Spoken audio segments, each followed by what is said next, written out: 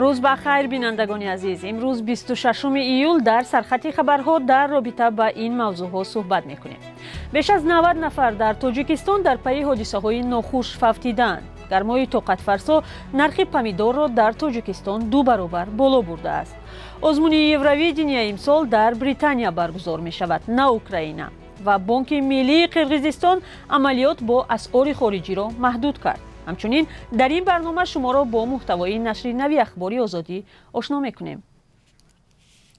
کمیته حالتهای فوق‌العاده میگوید در نیم سال اخیر تقریبا 90 نفر هنگام آبازی با سبب‌های رعایت نکردن قاعده‌های شناوری فوتیدند. امروز ضمن نشست خبری در کمیته گفتند از این تعداد بیش از 40 نفرش کودکان و نورسان تا 16 ساله بودند. در ضمن نجات بخشان کمیته حالتهای فوق‌العاده روز 24 ایول یک مرد 51 ساله را از آب بیرون آوردن نجات دادند. مرد در یک منطقه خطرناک در دوشنبه شناوری می‌کرده است. با آغاز گرمای شدید در تاجیکستان، حادثه های غرق شوی ساکنان در دریا و رودخانه ها هم زیاد شده است. این موضوع و حالت های دیگر اضطراری امروز در نشست کمیته حالت های فوق العاده تاجیکستان مطرح شد. همکاران ما هم در این نشست شرکت دارند و تفصیلات در سامانه رادیوی آزادی و هم برنامه اخباری امروز پیشنهادی شما می شود. همچنین در برنامه درباره بازگشت 42 زن و 104 کودک از سوریه و فاجعه در کولاب گزارش می‌دهیم. تلاش ساختن خانه برای خرگوش در دهه سنگپر کولاب چند خانواده را به ماتم شاناند. ساکنان این ده بعد جستجوها جسد 4 کودک که 3 نفر برادر بودند و یک مرد 45 ساله را از زیر خاک بیرون آوردند. آنها روز 24 ایول بر اثر چپه شدن تپه خاک جان باختند. محمود جان رحمتزاده به دهه سنگپر رفت و با خانواده های ماتم زده صحبت کرد. گزارش او را بعد از 3 ساعت می‌بینیم. پرزیدنت اوکراین ولادیمیر زلنسکی از کشورهای اروپایی دعوت کرد در جنگ گاز با روسیه پاسخی مناسب داده تحریم را بیشتر کنند. هفته روان شرکت گازپروم روسیه صادرات گاز طبیعی در لوله نورد استریم 1 را تا 20% تواناییش کاهش داد. شام 25 ایول زلنسکی گفت روسیه صادرات گاز طبیعی به اروپا را همچون سلاح استفاده می‌برد. شرکت دولتی گازپروم میگوید سبب کاهش صادرات به اروپا فنی بوده با فعالیت توربین دیگر ارتباط دارد که 27 ایول کارش را متوقف میکند. روسیه اصرار دارد که کاهش صادرات گاز به تأخیر بازگردانی توربین وابسته است. آن بعد تعمیر در کانادا به روسیه برگردانیده نشده است. آلمان میگوید مشکل حتما فنی نیست.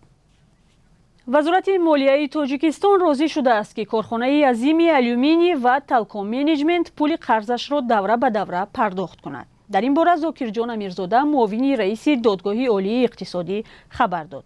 بر اساس اطلاعی که به دست رادیوی آزادی رسید، تلکام منیجمنت به وزارت مالیه بیش از $900,000 و 1,842,000 یوان چینی فایز قرضها را سری وقت نسپاریده مقررات سازشنامه بین دو طرف را ویران کرده است. وزارت مالیه تاجیکستان هم گفت بین دو طرف بحث درباره خدمت‌رسانی قرض وجود دارد و در دادگاه بررسی می شود. کارخانه آلومینی تاجیکستان بزرگترین کارخانه دولتی و صنعتی کشور است که سالانه صدها هزار تن آلومینی استحصال و صادرات می کند و در گذشته هم در دادگاه‌ها بحث‌های مالی داشته است. گرمای طاقت فرسا نرخ پمیدور را در تاجیکستان 2 برابر بالا برده است. نشریه تحلیلی ایست فروت که به تحلیل بازار میوه و سبزیجات مشغول است نوشته است ادامه یافتن گرمای شدید در کشور به زمین و باغ دهقانان مشکلی جدی پیش آورده است. در کشور هفته گذشته حرارت هوا از مرز 40 درجه گذشت. دهقانان و باغبانان از تلف یافتن حاصل کشت و کار خود شکایت کردند. به نوشته تحلیلگران نشریه حتی پمیدور هم در زمین کشت ویران شده پیشنهاد آن به بازار کم و نرخش بالا رفته است. حالا هر کیلوی پمیدور از 5 تا 7 سومانی ارزش دارد. یک هفته پیش نرخ آن 3 سومانی بود. این در حالی است که معمولا در این موسم نرخ پمیدور چند برابر ارزان میشد و مردم برای تهیه کنسرو و ذخیره آن را خرید میکردند. تحلیلگران ایست فروت بارها تاکید کردند که تغییر اقلیم برای دهقانان در تمام جهان مخصوصا آسیای مرکزی پیامدهای ناگوار دارد.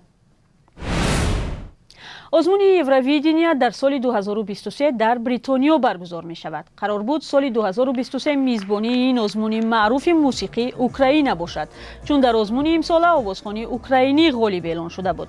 Аммо ба далели ноамнӣ дар ин кишвар макони баргузории онро тағйир доданд. Созмондиҳандагони Евровидения гуфтанд имсол BBC масъулияти баргузории ин озмунро дорад. Евровидения бори охир соли 1998 дар Британия баргузор шуда буд. бо ҳадафи таъмини амнияти иқтисодӣ ва ҳифзи бозори дохилии молӣ, Бонки Миллии Қирғизистон амалиёт бо асъори хориҷиро маҳдуд кард. Бар пояи ин дастур ки рӯзи 26 июл дар сомонаи ин бонк нашр шуд, бонкҳои маҳаллии тиҷоратӣ бояд хариду фурӯши асъори нақд ва ғайри нақди хориҷиро бо маблағе маҳдуд кунанд ки дар гардиши якрӯзаашон қарор дорад. ҳамчунон бонкҳои тиҷоратӣ ва саррофхонаҳо бояд ҳар ҳафта ва ҳар моҳе дар бораи амалиётҳои баргузор намудаашон маълумот диҳанд. баъзе аз муштариён ба хабаргузории ТАСС-и Русия гуфтанд ёфтани доллару евро ва рубл дар бонкҳо ва саррофхонаҳои ин кишвар душвор шудааст. ва имрӯз 26 июл Бонки Миллии Тоҷикистон 1000 рубли русиро 170 сомонӣ муайян кардааст. Дар Бонки Миллӣ қурби 1 доллари амрикоиро 10 сомониву 26 дирам ва 1 евроро 10 сомониву 51 дирам муқаррар кардаанд. Ин маълумот дар бораи қурби расмии асъори хориҷӣ аст. Дар бонкҳои тиҷоратӣ мумкин аст қурби рублу доллар ва евро фарқ кунад. сипос аз шумо бинандаи азиз барои ҳамроҳӣ. Сархати хабарҳоро ба поён мебарем. Аммо баъди 3 соати дигар бо хабару гузоришҳои нав дар барномаи Ахбори Озодӣ ба суҳбати шумо бармегардем. худо нигаҳдор.